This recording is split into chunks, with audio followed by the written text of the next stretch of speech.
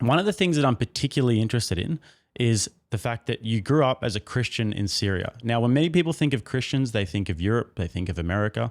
But actually, where you're from is the cradle of civilization, and it's where Christianity originated. Yes. So, what is this? What is the state of Christianity over there? Because I've heard that there's been much persecution of Christians, and the Christian community isn't exactly what it used to be in the Middle East. Yeah.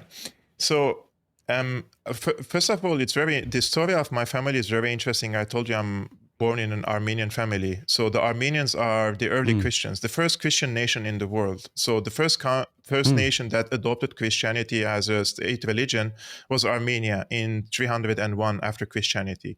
And the 11th was the birthplace of Jesus Christ. And in Syria, there is, for example, in Aleppo, the tradition that in front of every church there is a mosque, and in front of every mosque there is a church. So wherever you go in Aleppo, where I grew up, or in Damascus, and you see a mosque, and you just turn like this, you will see a church everywhere, right?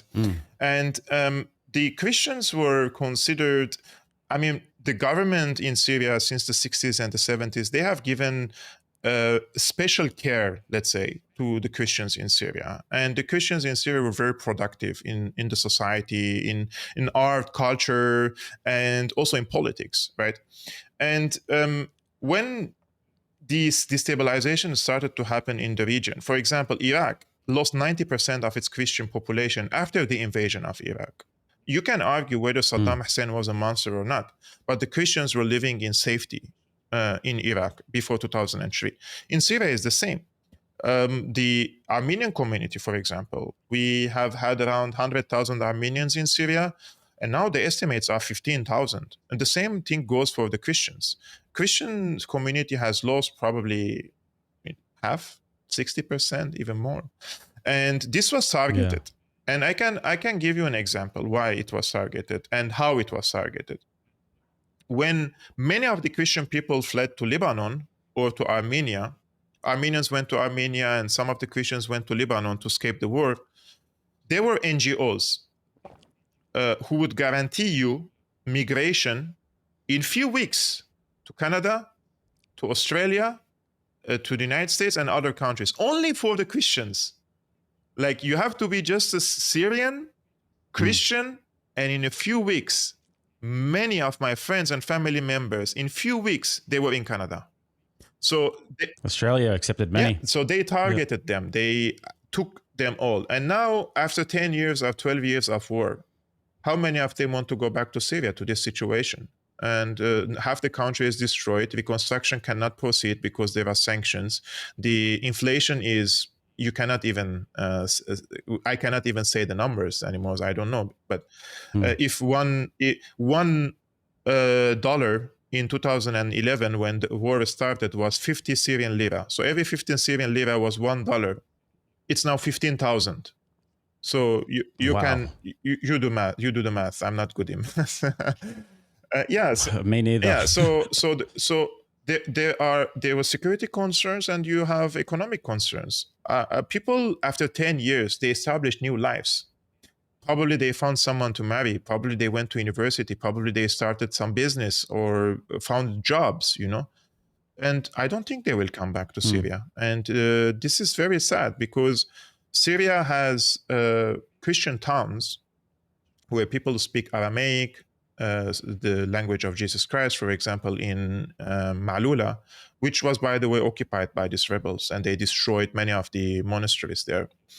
And Armenian language, for example, many of these languages will disappear, unfortunately, from Syria. And this is something that you have to ask yourself a question: why? Why would any group attack on a peaceful town like Ma'lula when the people were not even holding arms? This is targeted. Why would these insurgents go to Palmyra? What's so important for them strategically or militarily in Palmyra? They don't have a military purpose. The purpose is to destroy the civilization of Syria, to destroy the identity of Syria, to deprive it from its identity. This is something that is very important. You can see it in front of your eyes. How is it proceeding in other Western countries? That your identity nowadays is about your sexuality, it's about your gender, it's about all these things. and you have to be proud of it. It's Yeah. not about Yeah. your belonging to your country or for your successes in life or what you achieved in life. And this is something similar that they did to Syria. They destroyed the visual identity of Syria. If you go to Palmyra, the Romans, the Greeks, many of the empires passed through these places and they left their monuments, their artifacts, right? And they are mostly destroyed or robbed and then sold in the black market. They used to take it to Lebanon, Iraq, Turkey, other countries, and they would end up later in one of the museums, probably in London, right? And this is robbery. They destroyed our. They didn't only destroy our lives, and I'm saying it with a heavy heart. They destroyed our past, and they also destroyed our future. I mean, It's demoralization. how many people now in Syria you think wake up in the morning and feel like they're happy and they want to go to work and do something productive? You really think that somebody who has 2 hours electricity per day, who cannot even charge his mobile, who cannot even do any business, he cannot do transaction, he cannot buy anything, he cannot leave the country unless he pays $10,000 to the smuggler to take him to Europe illegally. You can come to Europe illegally in a more easily than applying to a visa and say, I'm coming to study in Germany, for example. I know so many of my friends. But I mean, when you look at the American government, for example, one of the things that, like, the cornerstones of people getting elected is that, you know, they're evangelical, Bible bashing Christians. Why on earth would these so-called Christians that are at the high echelons of American government not care about the biblical places, the most important places in Christianity, being destroyed, and Christianity in the Middle East basically being destroyed? And really, there doesn't look like there's going to be a path back. We also saw what happened in Nagorno-Karabakh last year. Why does this not make the news? Why do they not care about the Christians in the Middle East, you think? So a few days ago, I was speaking with Janice Kortkamp.